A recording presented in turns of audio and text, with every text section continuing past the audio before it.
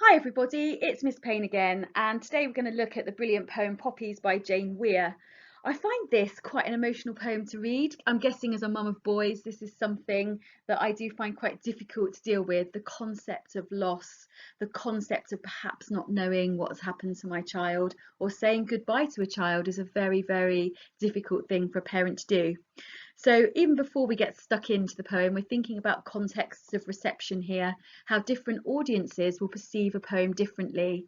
So your perception of this will be entirely different to mine. And again, that's context in action. Right, so let's start off with the poem and see what you think. 3 days before Armistice Sunday, and poppies had already been placed on individual war graves. Before you left, I pinned one onto your lapel. Crimped petals, spasms of paper disrupting a blockade of yellow bias binding around your blazer. Sellotape bandaged around my hand, I rounded up as many white cat hairs as I could, smoothed down your shirt's upturned collar, steeled the softening of my face. I wanted to graze my nose across the tip of your nose, play at being Eskimos like we did when you were little. I resisted the impulse to run my fingers through the gelled black thorns of your hair. All my words flattened, rolled, turned into felt, slowly melting. I was brave as I walked with you to the front door, threw it open, the world overflowing like a treasure chest. A split second and you were gone, intoxicated. After you'd gone, I went into your bedroom, released a songbird from its cage. Later, a single dove flew from the pear tree, and this is where it has led me, skirting the churchyard walls, my stomach busy, making tucks, darts, pleats, hatless, without a winter coat or reinforcements of scarf, gloves. On reaching the top of the hill, I traced the inscriptions on the war memorial, leaned against it like a wishbone, the dove pulled freely against the sky, an ornamental stitch. I listened, hoping to hear your playground voice catching on the wind. Right, so do play that for your parents. I'm sure that they will have a very different response to it to you. So let's have a little think as to what this poem is about. And it's set pretty much in present day, I would imagine, but we do need to think about how it connects our national traditions with war. So it starts off with thinking about Armistice Sunday. And of course, that's November the 11th, where we all wear poppies and we do think about the war dead. So from the Great Wars onwards, we think about all of those people who have given their lives in service to the country. And we do need to think that today the event is as significant as it was then, because wars continue, perhaps in a quieter way, for the most part for us in this nation, but they are still there and lives are still being lost. There are victims globally every day through war and conflict. But certainly, as one interpretation of this poem, and I think a very common one amongst teachers, you would say that this could be a poem about the nature of grief. So again, a little bit like Remains, we've got to think about how war affects different people in different ways. So for every soldier that is injured, maimed or killed in war, there is a family attached to that. There are mothers, fathers, brothers, sisters, uncles, aunts, grandparents. There are people everywhere who are affected, and it is such a human cost that just continues to grow.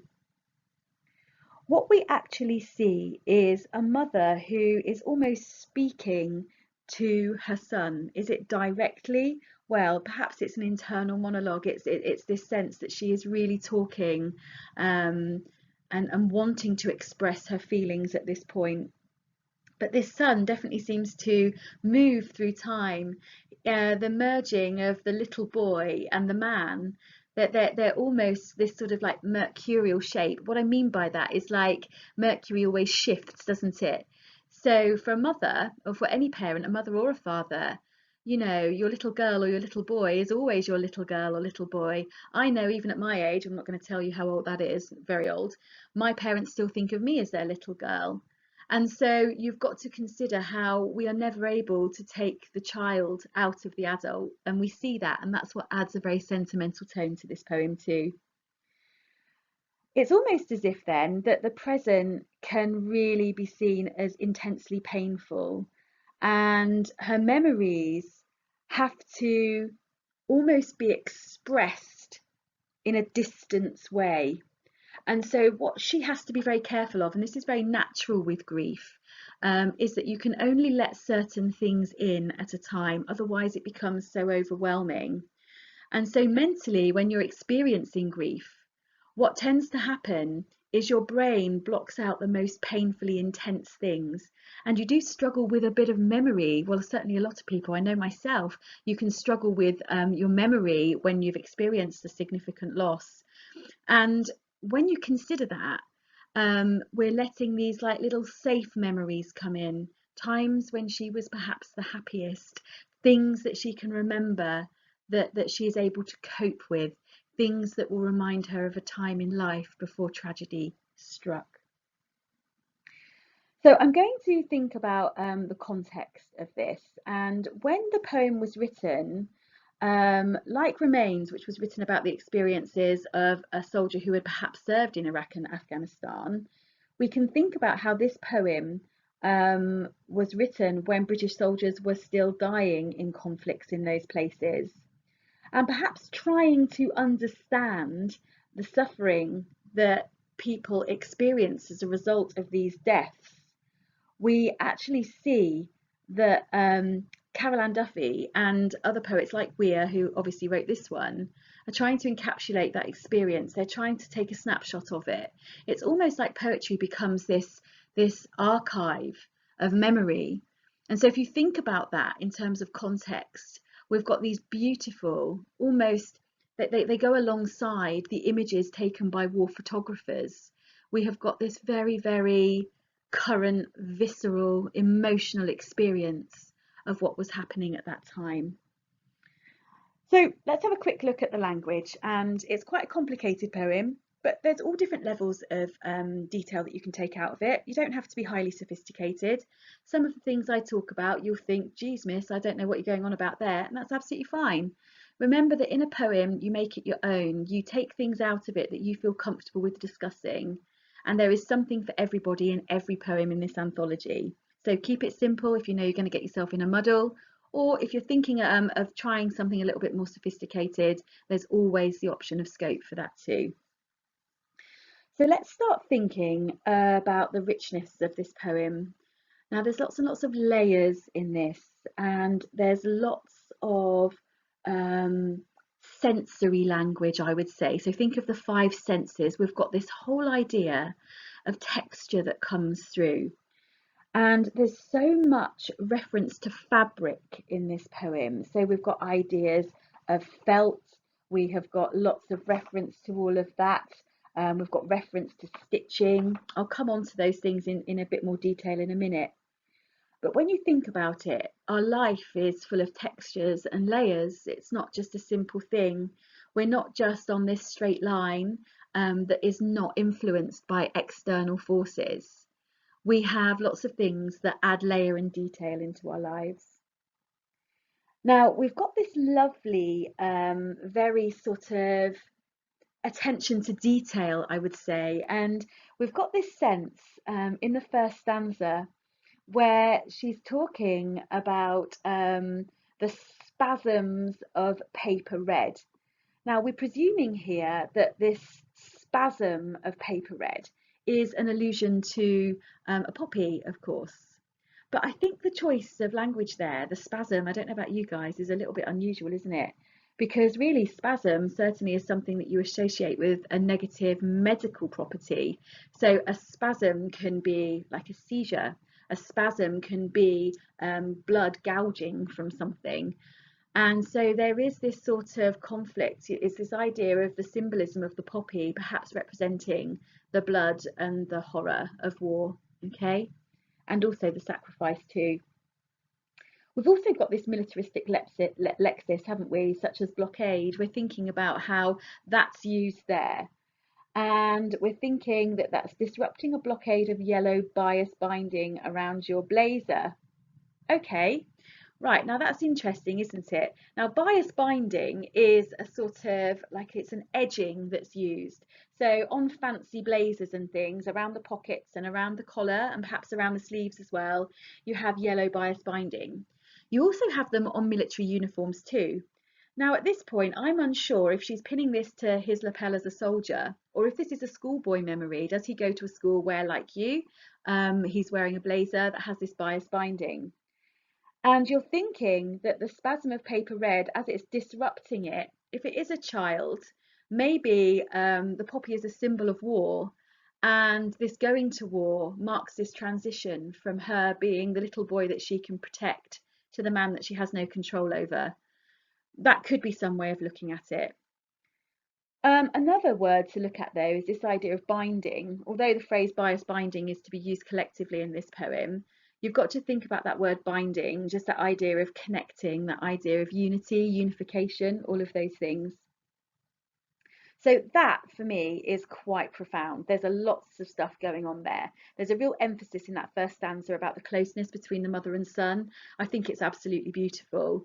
And so think about that disrupting of the poppy. That poppy has disrupted the relationship, the protection, the unity, the control, the safety of that relationship.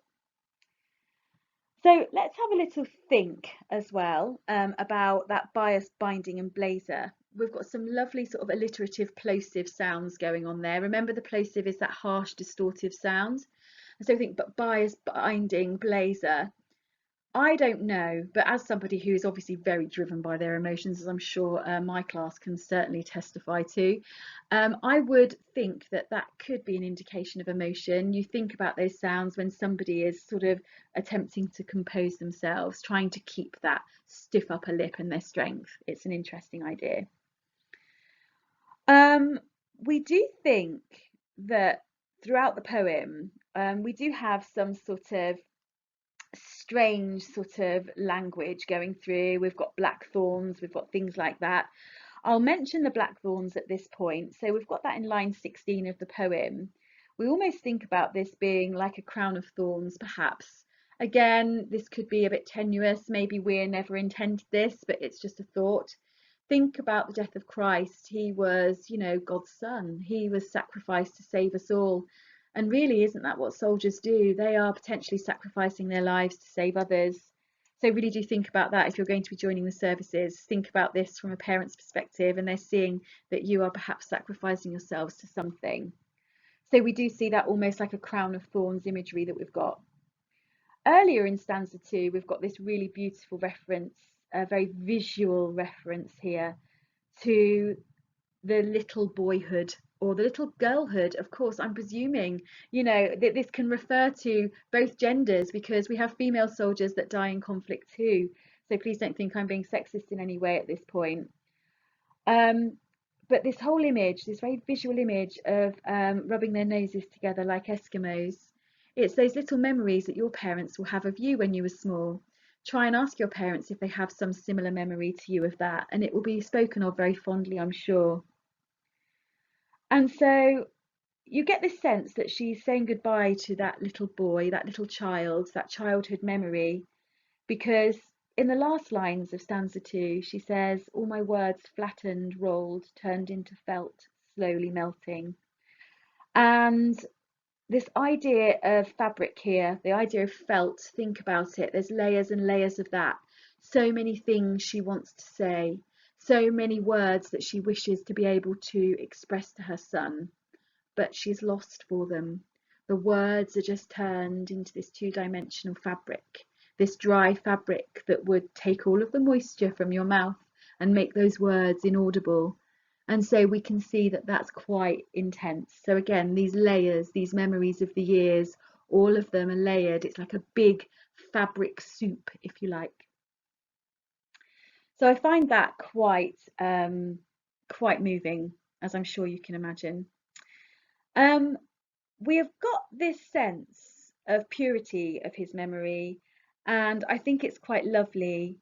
But if we think about purity, we've always got these little reminders that she's tinged by the sadness of tragedy in some way. And even when we've got the word like bandaged, where she's got sellotape around her hand, you know, like your mums will probably do to you to get, you know, the cat or dog hairs off of your jacket. So we've got this idea of bandaged, and perhaps this is a sense of the needing to heal. And so she's unable to separate the sadness and sorrow that she feels. And so there is this idea of healing that's always a subtext of the poem. In the third stanza as well, the language starts to really become, I would say, profoundly symbolic. And it's like it's the transition from childhood to adulthood again. I've mentioned that already, but we see it coming here, and it's like the front door marks that transition from boyhood into adulthood, from being a son to being a soldier. And it's like this metaphorical gateway, if you like. And he sees with this beautiful simile the world overflowing like a treasure chest. Oh, how gorgeous is that? So, a world full of opportunity, a world full of rich explorations. So, again, the sense of the visual through the comparison that's being made there is gorgeous. We have also got this idea of the bird, and I think that this is quite lovely. So she went into his bedroom and she released a songbird from its cage. Well, you know, that's interesting, isn't it? Is she releasing some kind of memory?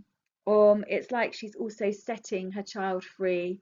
Is this a symbol of, you know, I give you permission to go? As hard as it is for me as your mother, I recognise that you have to spread your wings and fly. Perhaps there is that, even though she has the fears, she wants to keep him safe in his cage and cocoon him, but she knows that that's not the right thing to do. I think that this is quite intriguing, that there is like a transformation at this point, because the songbird then seems to transform in some way to a dove, and it's like this symbol of peace. Now, what this symbol of peace is referring to at this point is, you know, I think it's actually perhaps peace in death, because what precedes it is the word later. So we've got a shift in time in line 25. I'm wondering if this is much later, once she's received news of her son's death. And it does seem that we have got this movement through time in a forwards direction. And what also makes me think about how this is after bad news has been delivered is the position of where she is. She's skirting the churchyard walls, so she's going around the periphery of it. It's almost as if she can't go in. If you're skirting around something, it's suggestive, isn't it, that you don't want to embrace yourself in that situation. And then we've got this reference again to sewing, to stitching. So her stomach is busy, so her stomach is turning, she's churning. And again, a natural reaction to when you're struggling to deal with the most intense sense of loss. And her stomach is making tucks, darts, pleats. And it's this sense, isn't it, that you know, it's trying to stitch back together the broken person that she is. Perhaps there is a little bit of that that comes through. And then in the final stanza, she's sort of on reaching the top of the hill. She's seeing the war memorial, and then she leans against it like a wishbone. Think of that symbol, okay? She's leaning against it, maybe for support, maybe to try to feel some connection, maybe this sense of wishing that she could be with her son again, this sense of hopefulness. And then she mentions the dove again, and perhaps this is her son set free from the constraints of both life and death, and this idea of an ornamental stitch. Now, I think that's quite beautiful. A stitch is something that binds, so it's something that is again perhaps tying her to the idea that if he's in her memory, he's never gone. But even just the shape, for me, I'm thinking about how little children draw birds in the sky as like that slightly curly V. I'm wondering if that's what the ornamental stitch refers to at that point. And it ends, of course, with this very sentimental view. It's this idea of hearing the playground voice. She's desperate to find some connection through the senses with him. So it is very emotional there. I'm just going to mention a couple of structural things. We've got a lot of caesura in this poem, and I think that this is definitely a reflection again of those emotions, and it's that sense of control, her controlling what she lets in, her ability to only be able to cope with certain memories at a time. But also you've got to think about how the narrative structure works in this poem. It's quite important. The time sequence is always changing. And so we've got lines like 3 days before you left, after you'd gone, later, and this is where it has led me to. And we think with her in this state of limbo, really. She's in this state where she's unable to reconcile present and the past. And if you think about it, grief, I'm very sad to say, is something that can often trap us in the past. But until we reconcile ourselves with our past, it's very difficult for us to move on with our future. And I use the word move on because I don't actually think you can ever move on from grief like that. But perhaps you just move forwards. And that's all that we can hope for people who have lost family members under such tragic circumstances like this. Right, so on that note, I hope I haven't made you feel too melancholy and sad. It is a beautiful poem. Once again, my advice is go back through what your amazing English teachers have taught you in our fantastic little school. And I do want you to think about using a blend of my ideas, their ideas, but most importantly, your ideas. It doesn't matter what I think. It's my job to give you the compass to navigate you through the poem. It's your job to give your personalised response. Examiners don't want to read what the English teacher thinks. They want to read what you think. We're just giving you pointers to steer you the right way. So you take care of yourselves, and I will see you next time for War Photographer. Bye.